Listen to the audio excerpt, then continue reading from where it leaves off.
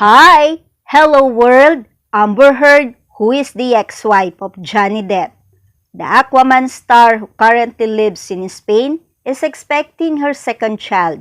Entertainment Tonight confirms Amber is already mother to 3.5-year-old daughter Ona Page, who was born on April 8, 2021.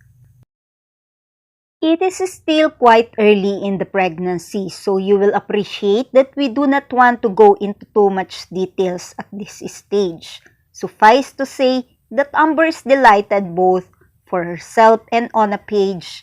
A spokesperson for the actress tells Entertainment Tonight.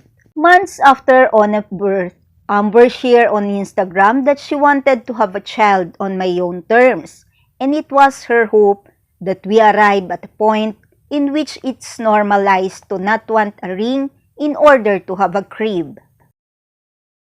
She is the beginning of the rest of my life, the actress said at the time of becoming a mother. Congratulations to Amber. Thank you, Entertainment Tonight. Happy day to all. Always like, comment, share, and subscribe on my channel. Thank you.